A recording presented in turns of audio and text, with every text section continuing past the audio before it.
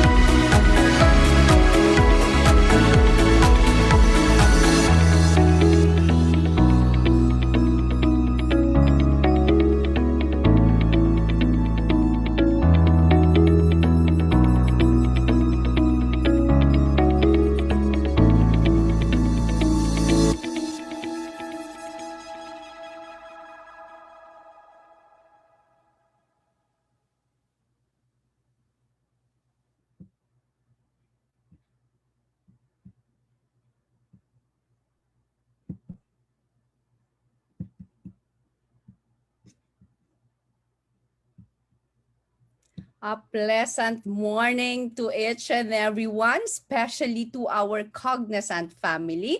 Good morning to each and everyone. There you go. So for tonight, for our 1 hour awareness, we are going to discuss about our hepatitis B. So more or less, with regards to this one, we have to keep on, we have to continue strengthening the awareness with regards to hepatitis, not just with hepatitis B, but with any other forms of hepatitis. That is for us to learn and to protect ourselves. Not just with this, we all know with hepatitis, get vaccinated. We have a prevention strategy for this one. And of course, it's actually, this is also the time for us to somehow take a lesson with all the previous death with regards to hepatitis. What are the causes? What were the leading causes of our death? And of course, to see the different signs and symptoms. For tonight, we are gonna merely discuss hepatitis and we're gonna focus on the awareness campaign info dissemination. So as you can see here on our screen, this is a type of our biological hazard. Why is that? It's actually a type of virus causing the infection within our liver. So one of which, as you can see, it's a silent epidemic because millions of individuals are actually living with it without them knowing, especially with hepatitis. And of course, it's a public health issue, not just public health issue, it's more of preventable. If being detected early in a very early stage, we can actually prevent this. So let's take some concrete steps in order for us to somehow spread the awareness and practice in our community and of course beyond. All right. So what will be our objective? That is to explain what is hepatitis B. First and foremost, we have the steps. More of we have to identify who is at the risk, how are we going to prevent this, and of course, continuous awareness to each and everyone. By the way, this is also being celebrated on a yearly basis, particularly June 28th for health awareness campaign for our hepatitis campaign. So with this, to relate this, we have our occupational safety and health DOLE issuances here, particularly on our DA0510. It's more of implementation of hepatitis B policy and program within our respective workplaces. Main concept and the scope, it covers all the private workplaces, and that is to give the basic information, education, promotion for the dissemination with regards to the particular diseases. And we have also to make sure that we are going to maintain confidentiality, and for those individuals who are infected, avoid discrimination and some work arrangement that we can somehow they can still continue working and without some and avoidance of our discrimination. And for this one, as you can see, they are also entitled for some benefits, especially with our SS under SSS and with the employees compensation program.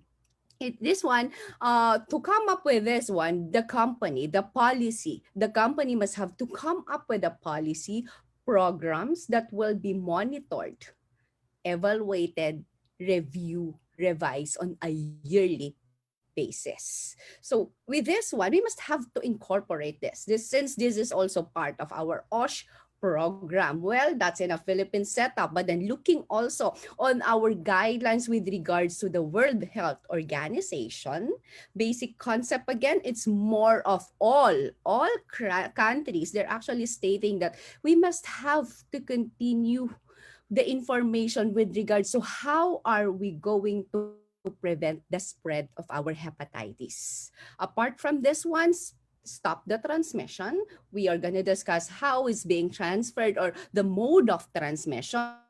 leave it on one behind more or less one employees, there are testing. There are tests that we can actually use. We can actually somehow check if we are infected or not.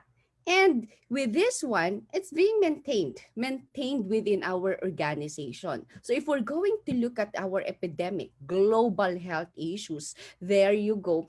2 billion people have been identified. It's like 1 out of 3 is being identified on a yearly basis. Not just yearly, 1 to 30 million also. To include this one, somehow 2 people die each minute. Could you imagine that one? With the hepatitis B, two number of individuals are being for every 2 billion. Ang dami na to. With that, I mean, we have to take a look. We have to dig deeper. Well, how is that? The estimated number of 1 million people die each year from hepatitis B because of the complications that they have. Okay, so you can see here, since we are celebrating this on a yearly basis for the World Hepatitis Awareness, there are somehow 325 million living with viral infections. That's a lot of numbers. Those are numbers. But then we can actually prevent it. We can actually lower it down. For males, they also mentioned that it's the third leading causes of cancer and it's leading to mortality or for death. For our females, it's more of the sixth leading causes of cancer.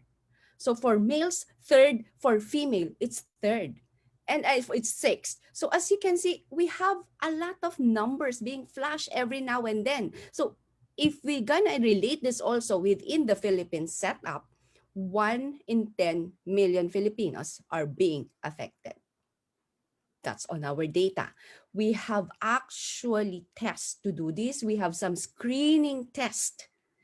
And it's being, it's being checked because of the testing. Because they need to go for pre-employment. Through pre-employment, maybe they're going to work abroad or in the Philippines setup. It's being detected. So as you can see here, considered a silent Asian epidemic. And we never know who is infected. And it's really a public concern for everyone. So for now, if those are the data that we have, therefore, let's dig deeper. What is hepatitis? So you can see here, it's the inflammation of the liver, meaning our liver, it's inflamed because of the toxins. What type of toxins? May it be alcohol causes, the fat that we eat, and at the same time, viruses, virus exposure. With hepatitis B, it's more of viral. But then let's take a look at this one. Coming from the word hepatitis, we have to divide this. We have the hepat, meaning it's the liver, and the itis, meaning it's the inflammation. That's why they said it's the inflammation of the liver. Well, shortly, if you're gonna look at this one, after the virus enters into the host, or usually us, the living things, more or less the initial response of this virus is to infect the liver. It's where they will stay. It's where they will thrive in. Because more or less, the liver is their target specific.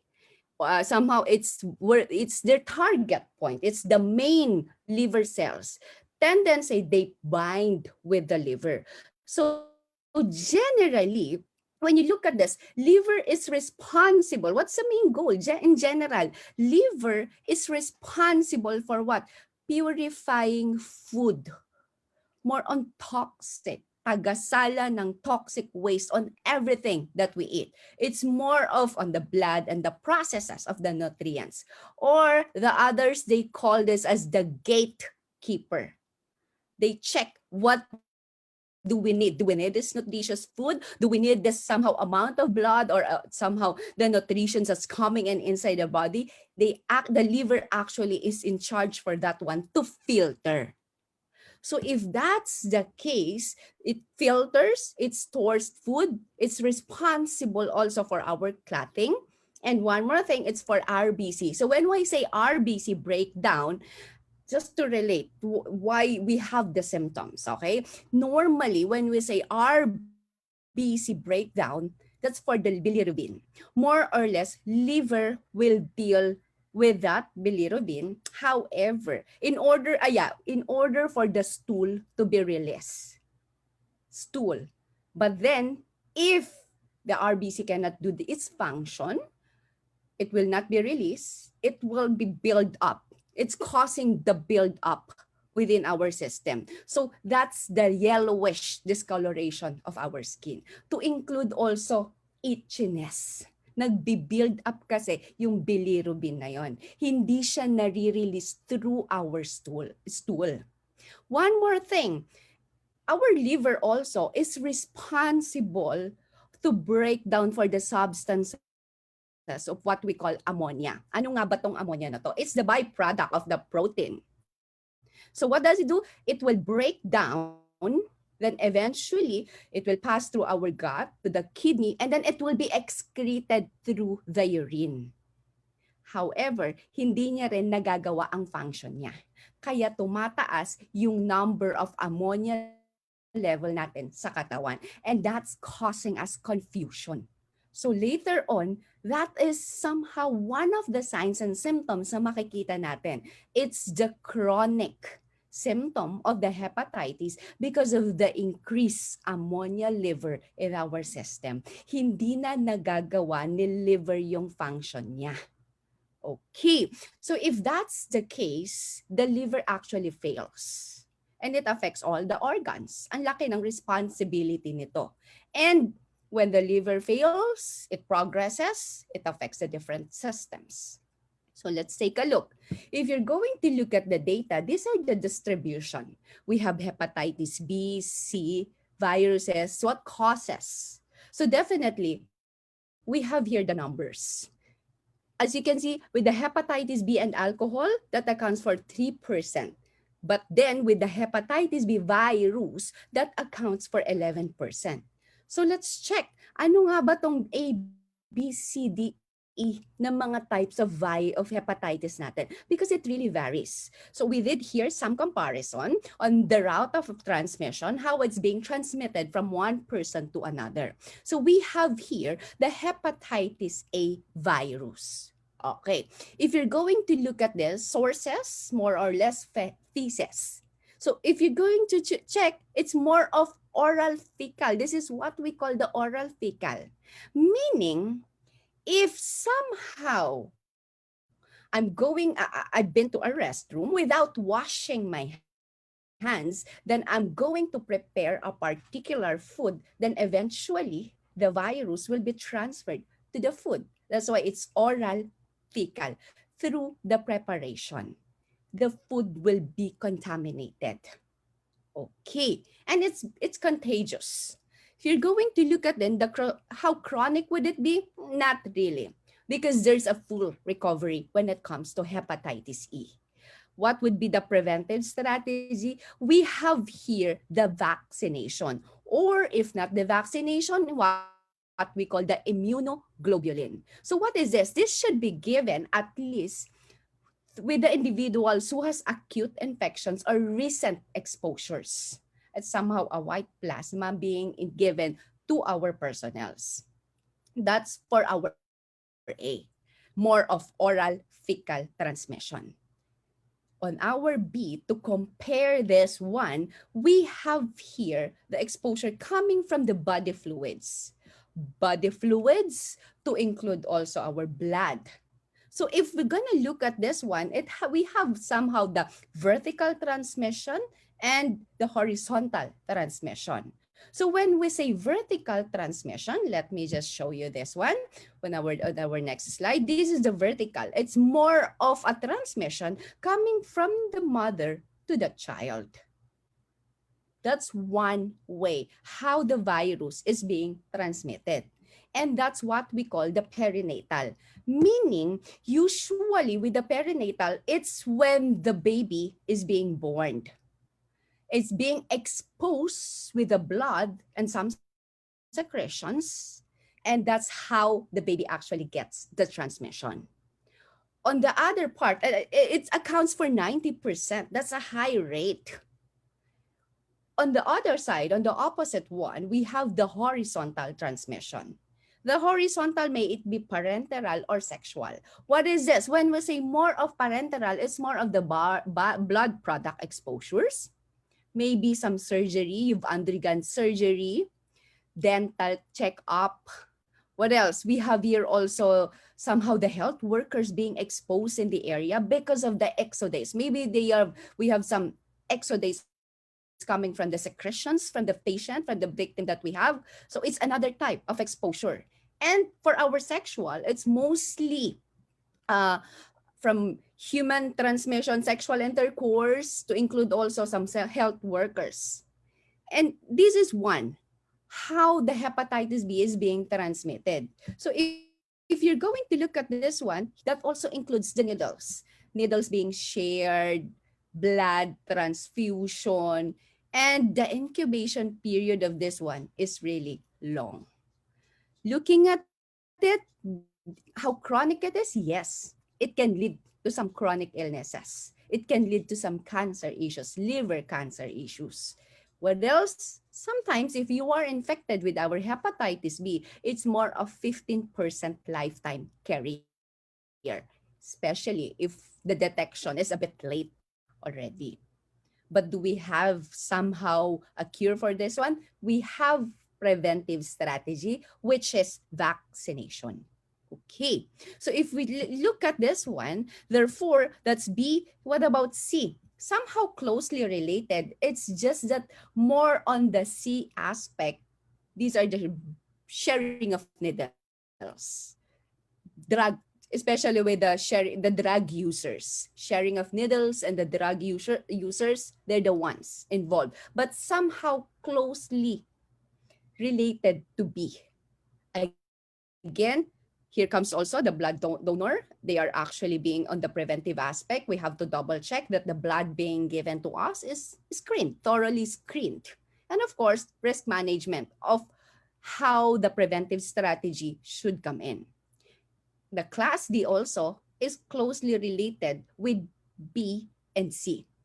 Well, take note that with class D, class D will come out because of the class B. Without class B, there will be no class D. So it's somehow closely related. It survives only. Class D actually survive because of the availability, or because we are infected with class B. And we have one more type, that is class E. So when we say class E, it's the same with class A. So more or less, this is also same with oral fecal. However, this is just for short-term infectious. So it won't manifest up. I mean, it won't progress into a chronic state.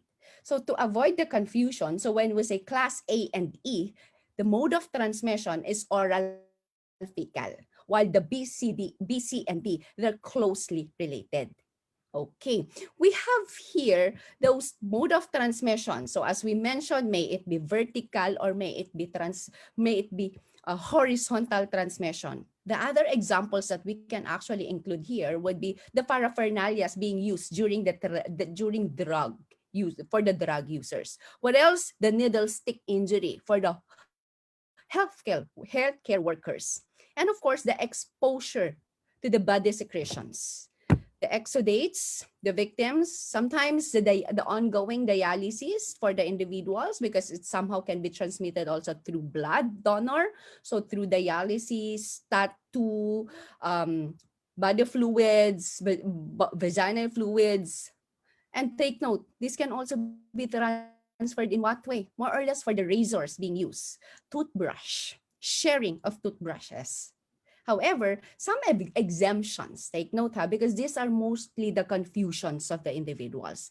Except hepatitis B is somehow exempted when it comes to holding hands, sharing of utensils, somehow kissing, drinking glasses, using the same glasses at the same time, hugging and coughing. Those are the exemptions.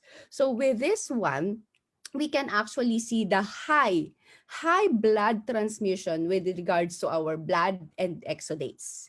A bit moderate for the body fluids exposure. Okay. So if that's the case, therefore, who is at risk? That's a mode of transmission. Then who is at risk for our hepatitis B exposure? We have here the category 1A. Most of the time, it's the health workers. Who else? Workers who involves with somehow exchange of body fluids.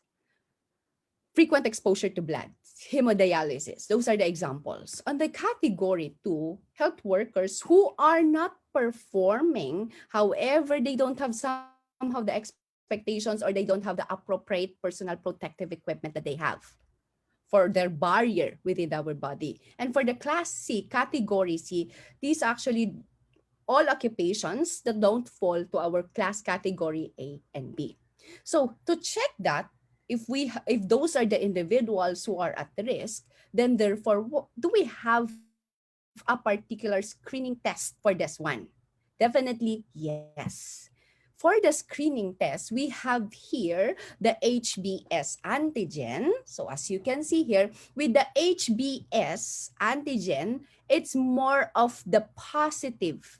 If you've been exposed, you are somehow positive because of the exposure, because you have the infection. That's for the HBS antigen. Okay, HBS antigen, you are positive because you are infected. Okay. On the other one, we have here the anti-HBS.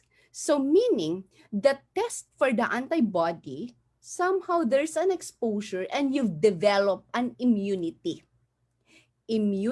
Or either you are vaccinated. So those are the testings that they are actually doing to check if you are exposed with a particular hepatitis. So one of which is the positive infection, you are infected. The other one, you've been exposed or you've been given the vaccination. All right. We have also here the what we call, since the antibodies are being checked, with the antibodies, we have the IgM and the IgG. So when we say IgM, mostly you have the recent exposure.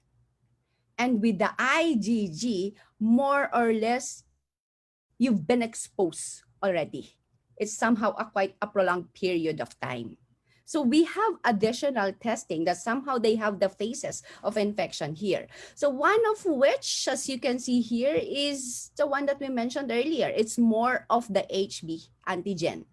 It's the screening hallmark. It's somehow being detected because we develop antibodies. We've been exposed and we develop antibodies with the virus. Somehow our own system fight off. Kaya meron na tayong antibodies dito. We have our own immunity.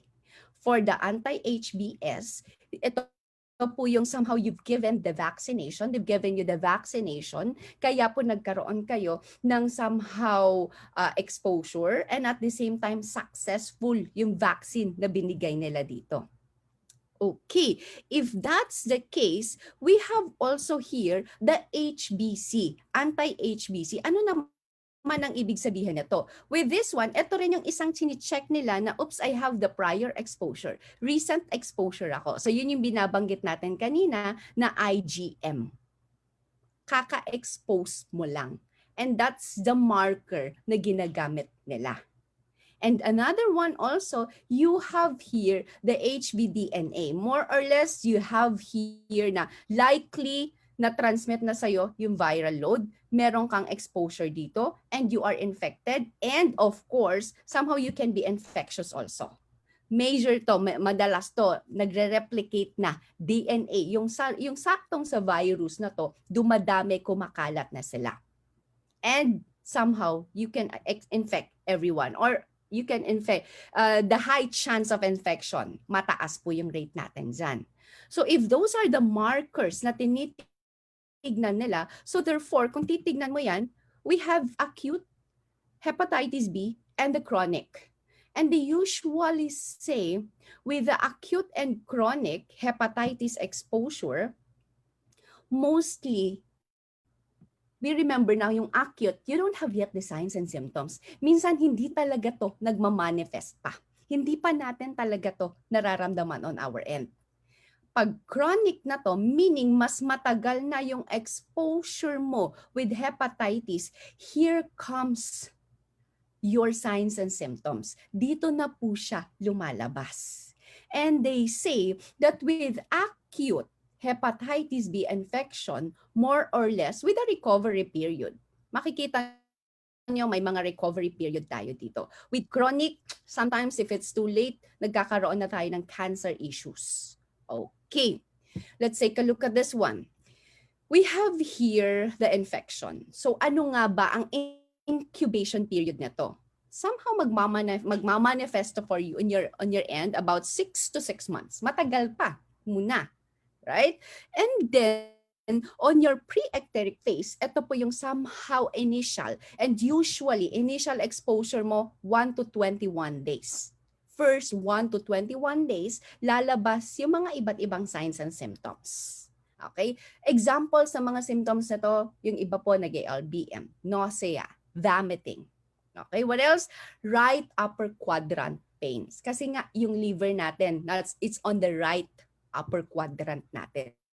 Kaya doon nararamdaman mo na yung abdominal pain.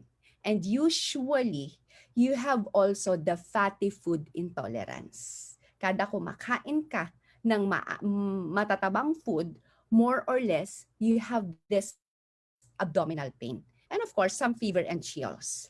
And when you move on to your ecteric phase, ito yung sinasabi nila na somehow 2 to 6 weeks. Kung pre is 1 to 21 days, 2 to 6 weeks, ano naman to? Somehow palala na yung situation mo. Ito na po yung, you have the yellowish discoloration. Remember, hindi na nagagawa ni liver na dapat yung bile natin, kaya naninilaw yung color natin. Somehow they are saying na ito yung mga pumpkin. These are the pumpkins. And you even gain weight. Less excretion. That's why you are somehow gaining weight. The others, you have the different types of your, you have a dark tea-colored urine. And here comes the somehow the pre-coma, or what they're saying, the stage 3. If you're going to look at this, there's already the hepatic encephalopathy with the relationship to your bilirubin, with the relationship to your ammonia. It's the level of your ammonia actually increases, and therefore you have already the signs and symptoms like confusion. It's somehow you're slowly getting into the end stage already. Malala na pag ganyan. Chronic na po siya. Kaya the main signs and symptoms na madalas na nagmamanifest on our end, pag malala na to, and sana we're not gonna reach to that point. Because as we mentioned, we can actually prevent this through early detection. Para kahit papaano, on the acute phase natin, we can manage it. Look at this one. Here comes the yellowish, the dark urine. More or less, because the bile, as we mentioned, itong bile na to, hindi na siya nakakalabas or it's being blacked out. That's why you have also here the clay-colored stools natin. It's in relationship din sa mga bilirubin functions or sa liver functions natin. To joint pain, loss of appetite. So usually, you will be observing yung very common, it's the yellowish discoloration. Yan na po yun. And loss of consciousness, or somehow they cannot focus, they cannot concentrate. And mind you, the others you can see the yellowish in the eyes. But then if you're going to look at the individuals, you have to opt checking kung nagkakaroon siya ng yellowish discoloration of the skin on the tummy side, not on the arm, kasi exposed na po to. So for sure magkakaroon na tayo ng mga iba't ibang somehow colors. Okay, with this one, if you're going to look, then there you go. After weeks of exposure, yes, We have here the acute exposure. So somehow mataas siya. Nabanggit nga natin kanina, if you are on the acute phase, more or less, we have here around 6 to 6 months. So in that case, dapat dito madedetect na natin yan. So that we can do something else. We can prevent it. Okay. And they mentioned that on the recovery, it's more than 90%. That is, if you are in the acute phase. With the 10%, ito na po yung chronic. Malala na ang senaryo natin dito. Malala na ang sitwasyon natin dito. So if that's what's happening, therefore, this is the chronic complication of our hepatitis B. Looking at this one, there you go. It can lead to cirrhosis problem, liver problem, failure of the liver function, and it will spread out, it will metastasize, it will affect the other organs. That's why if in this case, there you go, here comes the liver transplant. They already encourage the transplant. And some, it leads to death, about 70 to 85%. Okay. With this one, as we mentioned, if it's being detected earlier, then therefore, we can actually prevent it. So with the prevention strategy, here comes your infection. I have to do first the primary. How is that? Prevent the transmission, inform them the mode of transmission. So if they know the mode of transmission, there's the high possibility that we are going to avoid the exchange or somehow the exposure to the particular virus. However, we have here the vaccination. Vaccination can actually help us. And this is the most effective way to prevent the hepatitis B with the infection and its complication. But take note, they have the important thing that they're going to do would be to screen first the individuals if they have an infection with regards to hepatitis. Because if they are infected, the vaccination won't work. That's why the testing is being given. Or it would be best health education, personal hygiene, and of course, the needles that you will be using, avoidance can actually prevent this one. If you're going to look at this one on our interpretation here, there are rates that there have been never infected, recovered, early infection. So if that's the case, here's the vaccination type. Here's our hepatitis vaccination. Well, the population, according to our CDC, there you go, we have to make sure that we are going to do the safe practices. Safe practices is important with the proper sanitation. Okay, what is that? All newborns, we have to vaccinate them. And as you can see, as young as newborn, more than 6 months and above or 1 year and above, they are given with the vaccination. That's for early protection, early preventive on their end. Wait, the unvaccinated child, actually, they'll be given also, and some adults. So we have here 3 doses. On the first dose, as you can see here, more or less 30 to 55% with the protective immunity if you've been given the first dose. Succeeding, after a month, the second dose will be given and you have the 75% immunity. And of course, to assure already that you are being protected, you still at least the third dose, and it will be given after 6 months with at least 90% protective immunity. So it will go as high as 100% if you are going to continue the safe practices that we have. Okay, if you're going to look at this one, this has been effective. Yes. For what reason?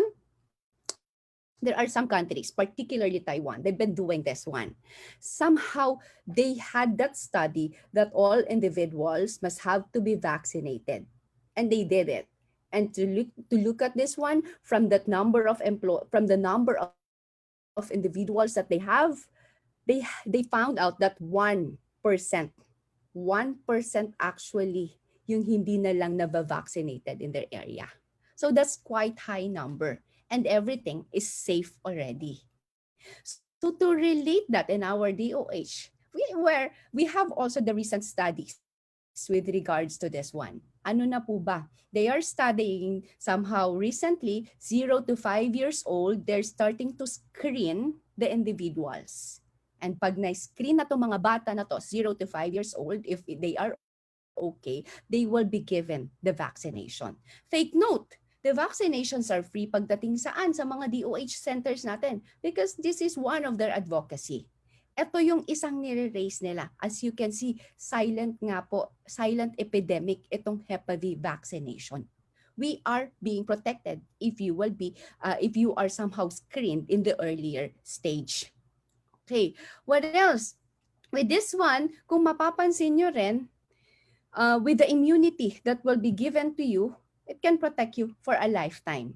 So paano po yan? What if, ito po, we have some actually they said these are the differences. They compared this one. With the history of the vaccination, it has been cited na ito nga yung vaccination is not, take note, is not beneficial for the individuals who are already infected.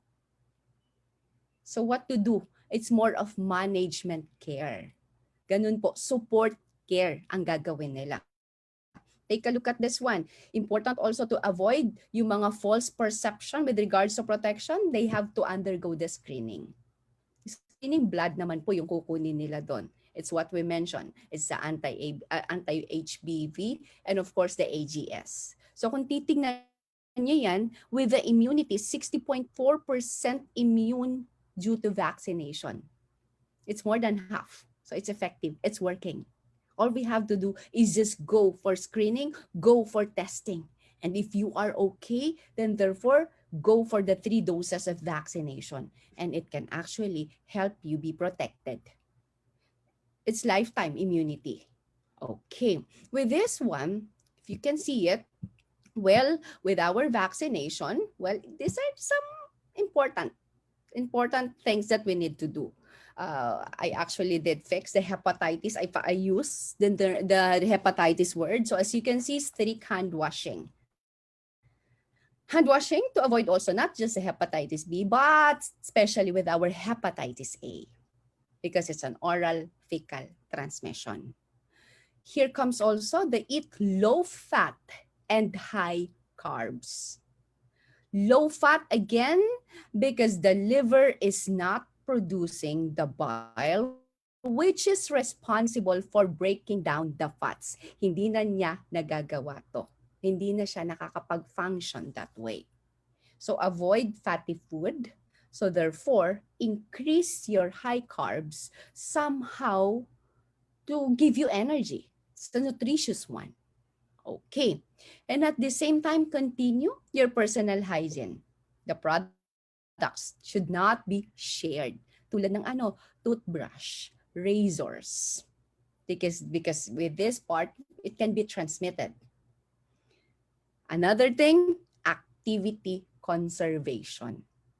You have to get a lot of rest. Kasi nga po, with our liver suffering, we need to rebuild this one.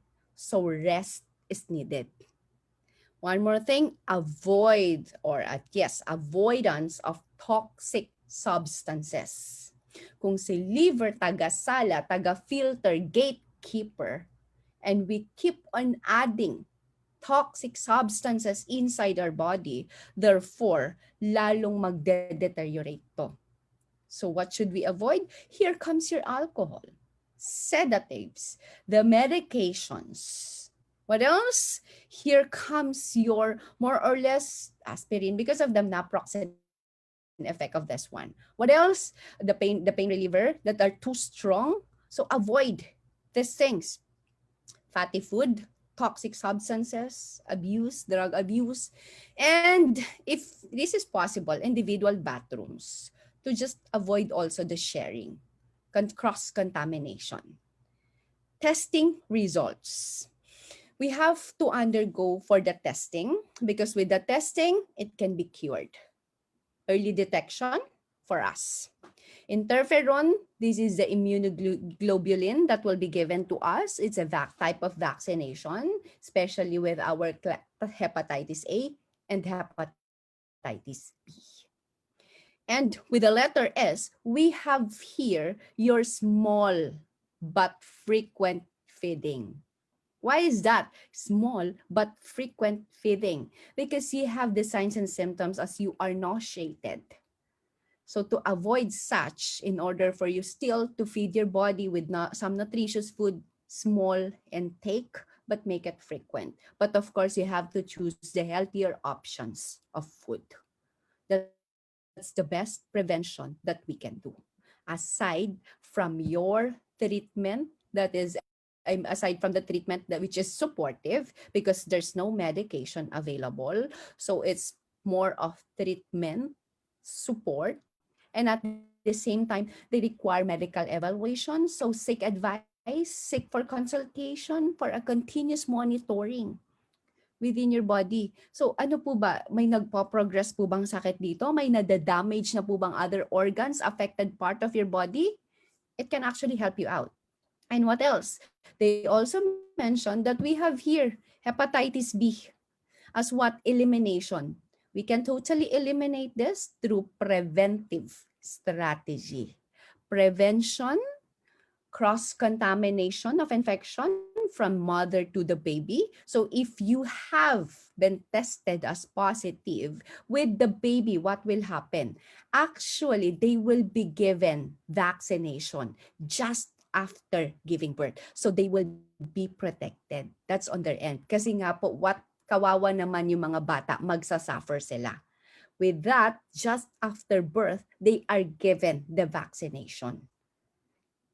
Kaya, in order to prevent such, the mother should undergo the testing para may mga prophylaxis naman po na maibigay for both the mother and the baby. And of course, with this one, it's a routine infant vaccination. As young as 6 months and above, meron na pong mga vaccination na binibigay sa atin, lalo na sa mga bata. So go for it because it can give you a lifetime immunity. All right. So if you have some questions, you can post it on our Facebook Live. So somehow, if you don't have question, therefore, we are going to summarize this one. The majority of our chronic hepatitis B, mostly, they are unaware. They don't know that they are infected. So since we are not informed, we are not aware, we have to be very cautious. We have to apply the elimination or the preventive strategy that we have. At the end of the day, hepatitis B, this is being transmitted through either the blood exposure to somehow body fluids, exudates, dental checkup, surgery. So those are the following. This is somehow we can avoid this one, and to include also the sexual contact. So avoidance. And of course, screening is important, especially for the chronically infected. So we have here the following treatment, the mode of transmission. We can do this. That following test can check if the individuals have been recently exposed or if they have the post-exposure. If recently exposed, you are in the acute phase, this can be treated immediately. If you've been exposed for somehow prolonged period of time, well, therefore, it's more of supportive management. Okay. And of course, screening vaccination is appropriate management for persons. We really need this one. We have to somehow encourage each and everyone that they must have to undergo. Let's remove the stigma when it comes to hepatitis B. In fact, if we discuss this one, if we somehow strengthen this within our organization, we are actually adding more lives to our employees. So it's more of awareness on the preventive strategy that we can do something else to avoid the possibility that it will lead to the chronic stage, to the late stage, that eventually will even lead to death. So with this one, that's for our hepatitis B. And again, hopefully by next year, we have here, because this is, as mentioned, this is being celebrated every July 28th as the World Hepatitis B. So yes, we have to follow the steps. Actually, this is more of prevention, more on we have to identify how do we prevent the possibility of transmission. We go for test because we can be screened, and at the same time it can be treated in an early stage, and somehow we have a preventive strategy. And particularly we have vaccinations that are effective, and it's been around for years already.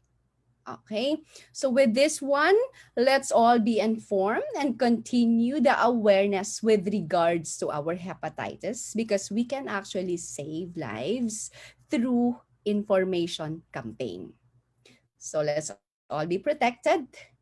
To Cognizant family, thank you so much, and a pleasant evening to each and everyone. And to our FB viewers, thank you. Good evening. And of course, to Signer Quest Management, thank you so much.